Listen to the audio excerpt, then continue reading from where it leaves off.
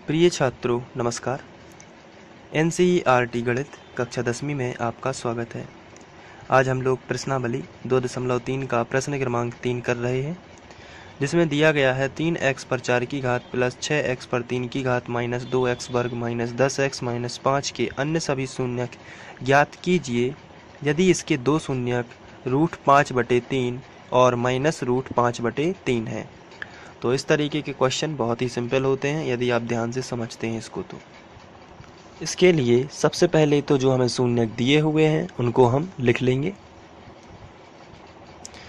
तो जो शून्यक हमें दिए हुए हैं, पहला दिया है √5/3, तो आप लिखोगे x बराबर √5/3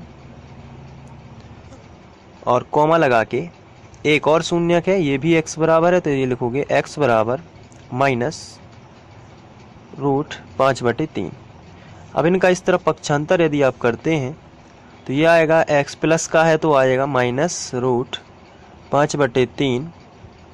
यहाँ पर आप ब्रैकेट लगा दीजिए और यहाँ पर दूसरा ब्रैकेट जो बनेगा ये आएगा, माइनस का है तो बराबर के इस तरफ आएगा तो ये आएगा प्लस x प्लस √5/3। तो ये हमें दो ब्रैकेट मिल चुके हैं। अब इनका हम गुणा करेंगे, तो यहाँ पर फिलहाल गुणा करने की ज़रूरत नहीं है क्योंकि यहाँ पर सर्वसमीका बन रही है एक बार धन और एक बार ऋण की। ये होती है a वर्ग ऋण b वर्ग। तो a वर्ग यानी x का वर्ग, b वर्ग यानी √5/3 का वर्ग। तो इसको हम रफ में समझते हैं थोड़ा सा। √5/3 का वर्ग का मतलब ये है, ये जो वर्ग है इसका मतलब है इसको दो बार गुणा। तो यहाँ पर हम √5/3 गुणित √5/3 करेंगे। तो जब भी समान संख्या बटे में है तो समान संख्या जो रूट में होती है तो वहाँ पर वो संख्या निकल के बाहर आ जाती है। जब हम लोग √2 का गुणा √2 में करते हैं तो 2 बाहर आता है, √3 का गुणा √3 में करते हैं तो 3 बाहर आता है। उसी तरीके से √5/3 का गुणा √5/3 में करेंगे तो 5/3 बाहर आएगा। तो यहाँ पर हम लिखेंगे सबसे पहले प्लस माइनस का माइनस और 5/3 या a वर्ग ऋण b वर्ग, ये सर्वसमीका बन जाती है। अब यहाँ पर हमें, आप चाहें यदि आपको सर्वसमीका नहीं आती है तो आप यहाँ पर थोड़ी सी ट्रिक पकड़ लीजिए। x का गुणा x में किया तो x वर्ग, प्लस माइनस माइनस इसका गुणा इसमें किया तो ये करनी हट जाती है, वो संख्या वापस आ जाती है। लेकिन ये कोई मेथड नहीं है, ये सिंपल सी ट्रिक है। इसके बाद हम लोग पूरे समीकरण में 3 से गुणा करेंगे। तो ये जैसे हमारा समीकरण है x वर्ग ऋण 3, तो यहाँ पर हम इसको समझते हैं x वर्ग ऋण 5/3 और पूरे समीकरण में 3 से गुणा करेंगे तो इसका मतलब यहाँ भी 3 से गुणा होगा और यहाँ भी 3 से गुणा होगा। तो यहाँ जब गुणा होगा तो हो जाएगा 3x वर्ग, माइनस लगा है तो माइनस, यहाँ पर 3 से गुणा होगा तो 3 और 3 कैंसिल हो जाते हैं तो क्या बचेगा 5। तो हम इसी को लिख सकते हैं 3x वर्ग माइनस 5। तो हम यहाँ पर लिखेंगे 3x वर्ग माइनस 5। अब हमारा जो हमें क्वेश्चन में बहुपद दिया गया था ये बहुपद है।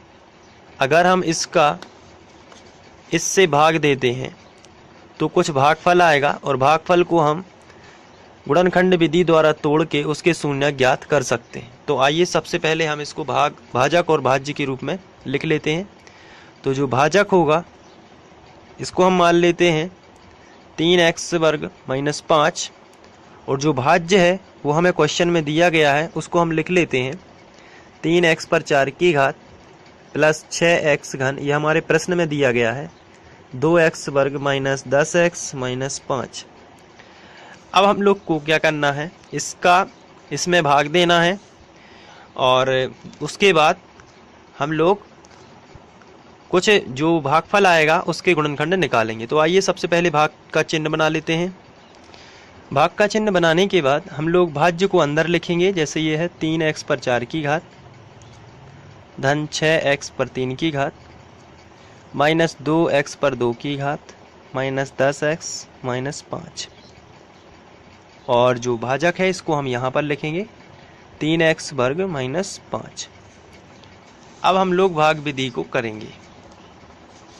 यहाँ पर हम लोग पहला पद यहाँ और पहला पद आपको यहाँ देखना है, यहाँ पर 3 है, यहाँ पर भी 3 है, कोई कमी नहीं है। लेकिन यहाँ पर x पर 4 की घात है, लेकिन यहाँ पर x पर 2 की घात है। तो x पर 2 और मिला दिए जाएं तो 2 और 2 क्या बनेंगे 4। तो जब इसका गुणा, तो ये कमी हम लोगों ने यहाँ पर लिखी हुई है। अब इस कमी का गुणा इसमें भी करना है और इस कमी का गुणा इसमें भी करना है। सबसे पहले इसका इसमें करेंगे तो आएगा 3x पर 4 की घात, क्योंकि इसी की कमी है, यही आता है। और x वर्ग का गुणा 5 में करेंगे तो आएगा 5x वर्ग। तो जो वर्ग है ये वर्ग के नीचे ही लिखा जाएगा, यानी कि 2 की घात के नीचे 2 की घात।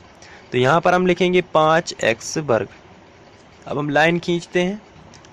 लाइन खींचने के बाद ये प्लस का है तो ये माइनस का हो जाएगा, और ये माइनस का है तो ये प्लस का, ये कैंसिल। यहाँ पर बचेगा 6x पर 3 की घात। ये माइनस का 2 है और प्लस का 5 है। तो यहाँ पर जो है प्लस की संख्या बड़ी है, और कितनी बड़ी है 3 बड़ी है। 2 से तो कितनी बड़ी होगी 3 बड़ी होगी। तो यहाँ पर हम कितना लिखेंगे 3x वर्ग माइनस 10x माइनस 5। ये प्लस का लिखा जाएगा क्योंकि प्लस का 5 जो है बड़ा था। अब यहाँ पर हमें फिर से कमी देखनी है, यहाँ पर इसकी कमी इससे देखनी है। यहाँ पर 3 है लेकिन यहाँ पर कितना है 6 है। तो हमें इसमें कितना और कितने का भाग जाएगा, कितना और चाहिए कि गुणा होके 6 बन जाए। तो 3 दूनी 6 होता है। तो यहाँ पर हमें प्लस का 2 और रखना चाहिए, जब जाके 2 तिया 6 बनेगा ये। अब x की बारी है। यहाँ पर x वर्ग है लेकिन यहाँ पर x घन है, तो एक x की और कमी पड़ जाती है। तो 2 में हम एक और मिलाएंगे तो 3 हो जाएगा। तो इसी तरीके से हम यहाँ पर 2x लिखेंगे। 2x का गुणा जब इसमें होगा तो ये आएगा 6x घन, क्योंकि यही आता है 2 तिया 6। x वर्ग का गुणा x में करोगे तो x घन ही आएगा। यहाँ पर प्लस माइनस का माइनस, और 2x का गुणा 5 में करोगे तो 10x आएगा, वो भी माइनस का, क्योंकि 5 दूनी 10 और x ज्यों का त्यों। तो यहाँ पर माइनस का आएगा 10x। अब ये प्लस का है तो माइनस का, और ये माइनस का है तो ये प्लस का, ये कैंसिल आउट हो जाएंगे। तो क्या बचेगा 3x वर्ग माइनस 5। अब यहाँ पर आप देख रहे हैं यहाँ भी 3x वर्ग माइनस 5 लिखा है और यहाँ भी 3x वर्ग माइनस 5। ऐसी कंडीशन में आप कोई भी कमी नहीं आपको मिलेगी। जब कोई भी कमी नहीं मिलती है तो आप 1 लिख सकते हैं, लेकिन प्लस का कि माइनस का ये डिपेंड करेगा पहली संख्या पर। यहाँ कोई भी चिन्ह नहीं है तो ये प्लस का माना जाता है। तो ये प्लस का 1 आप उभयनिष्ठ मान सकते हैं। तो 1 का गुणा इसमें करेंगे तो यही आएगा। तो 3x वर्ग माइनस 5। अब हम लोग चिन्ह बदल देते हैं, धन का है तो ऋण का, और ऋण का है तो धन का। ये कैंसिल। यहाँ पर क्या आया शेषफल 0। तो यहाँ आपको लिखना है शेषफल कितना आया 0, और भागफल कितना आया है उसको लिखेंगे। यहाँ पर भागफल से हम लोग गुणनखंड विधि से वो शून्यक निकालेंगे।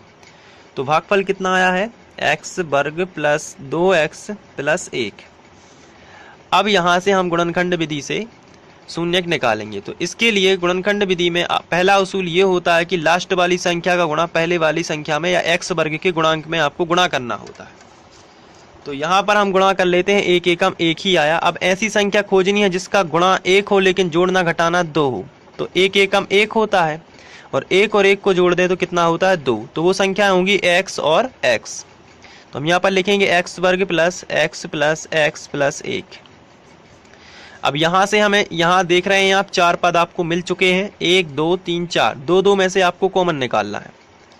यहाँ पर x वर्ग है और यहाँ पर x है, तो आप x कॉमन निकाल लोगे तो 2 में से 1 चला भी गया तो यहाँ पर 1 बच जाएगा।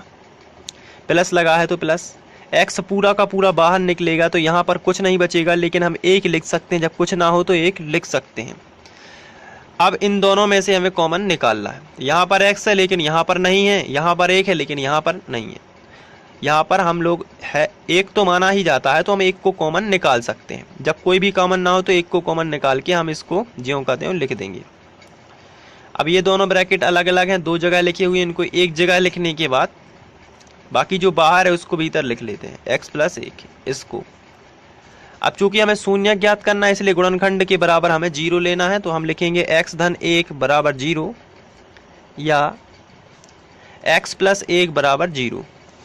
ये प्लस का 1 इस तरफ आएगा तो माइनस का हो जाएगा, या x प्लस का 1 इस तरफ आएगा तो ये भी माइनस का हो जाएगा। तो यहाँ पर आप देख रहे हैं कि हमें 2 शून्यक मिल चुके हैं जो कि -1 और -1 है।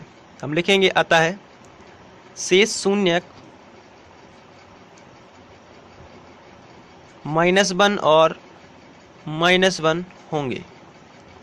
तो इस तरीके से हम शून्यक निकाल सकते हैं। बहुत ही सिंपल क्वेश्चन था। यदि आपको समझ में आ गया है तो बहुत ही अच्छी बात है, और मैं वैसे भी आशा करता हूँ कि आप लोगों को ये समझ में आ गया होगा।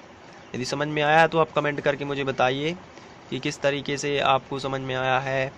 आ गया है तो लाइक कर दीजिए, और थैंक यू आपके सपोर्ट के लिए इतना सारा।